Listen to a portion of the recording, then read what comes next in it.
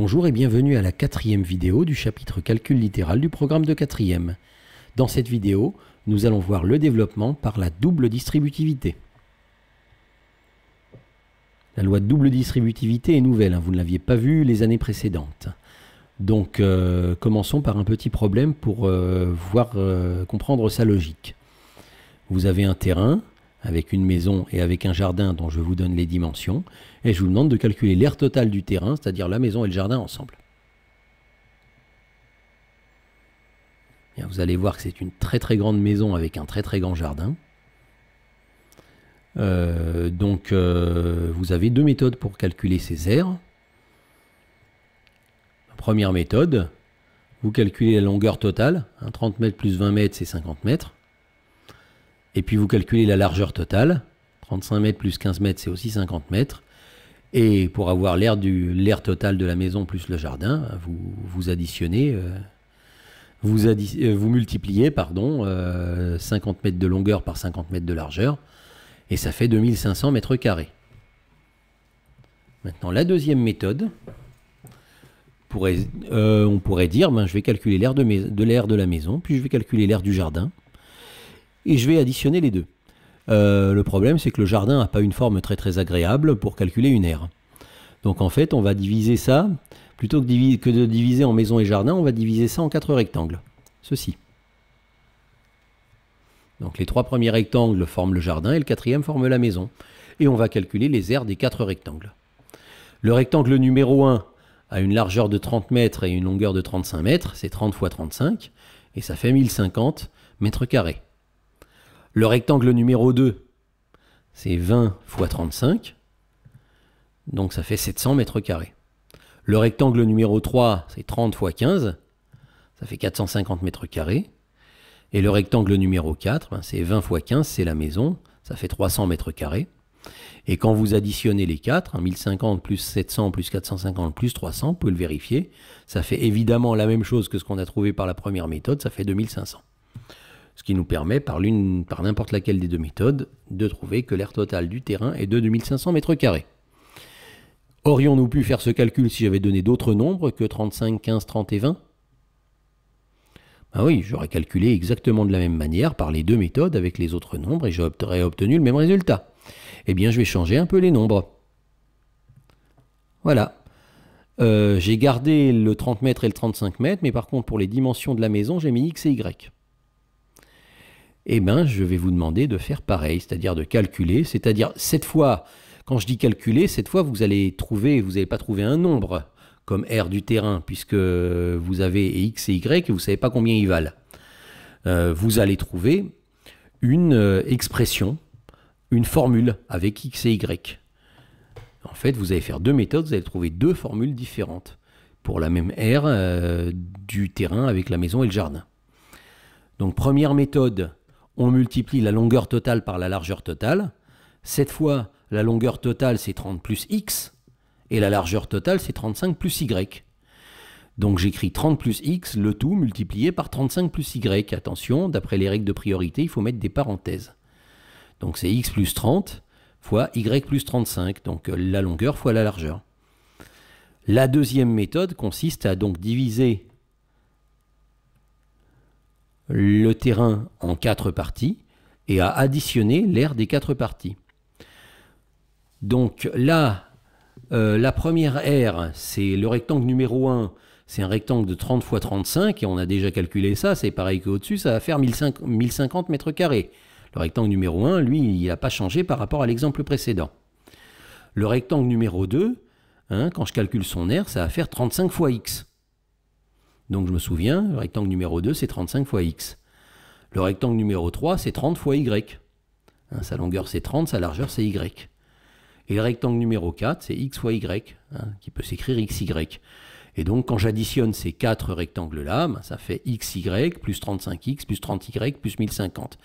J'ai additionné les 4 R des 4 rectangles que j'ai trouvés, et ça me fait l'aire totale du terrain. Je le vois bien sur le dessin.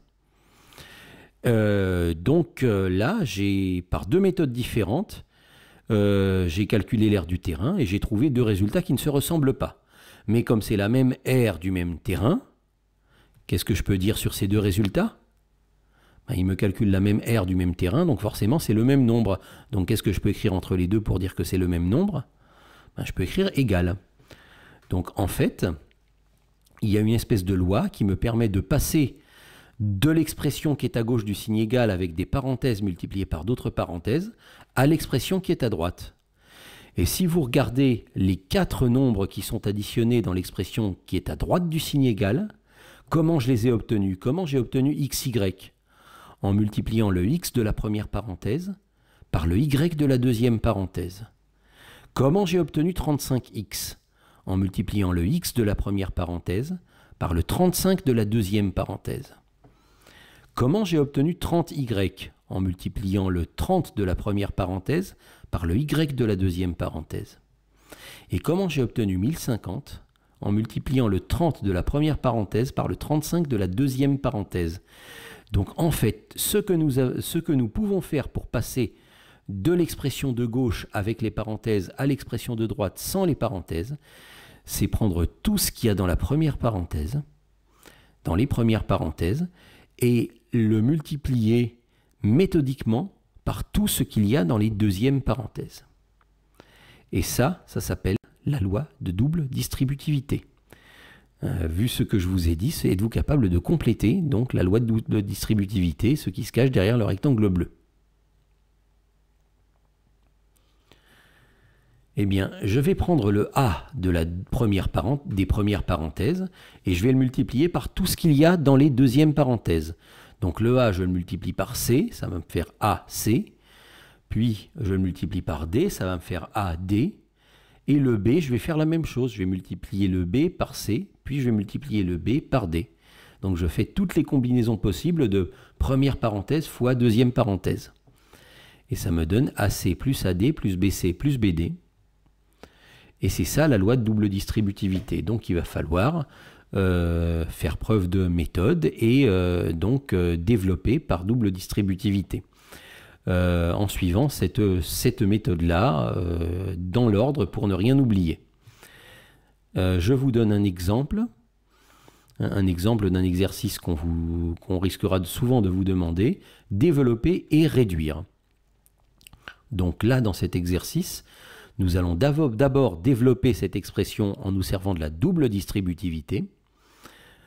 Et ensuite, nous allons réduire, c'est-à-dire additionner ce qui se ressemble dans ce que nous aurons trouvé. Donc, le développement par la double distributivité, je prends tout ce qu'il y a dans les premières parenthèses et méthodiquement, dans l'ordre, je le multiplie par tout ce qu'il y a dans les deuxièmes parenthèses. Dans les premières parenthèses, il y a x et il y a moins 3. Donc, commençons par le x. X multiplié par 2x. Alors, quand j'ai x multiplié par un autre x, ça fait x carré. Donc, x multiplié par 2x, ça va me faire 2x au carré. Je me souviens que ça fait 2x au carré. Ensuite, x multiplié par moins 5, ça fait moins 5x. Je me souviens aussi que j'ai moins 5x. J'ai terminé avec le x. Maintenant, je commence avec le moins 3. Moins 3 multiplié par 2x, moins 3 fois 2, ça fait moins 6. Donc, ça va faire moins 6x. Je me souviens que j'ai moins 6x. Et enfin, moins 3 fois moins 5. Il faut faire très attention à ne pas oublier les signes. Quand vous avez des signes moins. Moins 3 fois moins 5, attention, moins multiplié par moins, ça fait plus. Ça fera donc plus 15. Résultat, 2x au carré, moins 5x, moins 6x, plus 15. Nous avons ainsi développé méthodiquement en suivant la loi de double distributivité. Maintenant, nous allons réduire, c'est-à-dire que nous allons repérer ce que nous pouvons additionner parce que ça se ressemble, parce que c'est de même type, et nous allons les additionner. Alors là, nous avons 3 sortes de nombres que l'on additionne. Nous avons des nombres avec x carré, des nombres avec x et des constantes, des nombres tout seuls. Et là, nous avons 2 nombres qui sont avec x, qui vont bien ensemble, qu'on va additionner. Donc en fait, le 2x carré qui est tout seul de sa sorte, je vais le recopier. Le plus 15 qui est tout seul de sa sorte, je vais le recopier. Et moins 5x moins 6x, je vais faire le total des x. Moins 5x moins 6x, ça fait combien de x ? Moins 5 moins 6, on fait cette addition, ça fait moins 11x. Donc en fait, résultat final, 2x au carré, moins 11x, plus 15. Dans ce qu'on avait trouvé dans la ligne d'avant, on a vu deux éléments avec x qu'on pouvait additionner, on les a additionnés pour réduire un petit peu le résultat.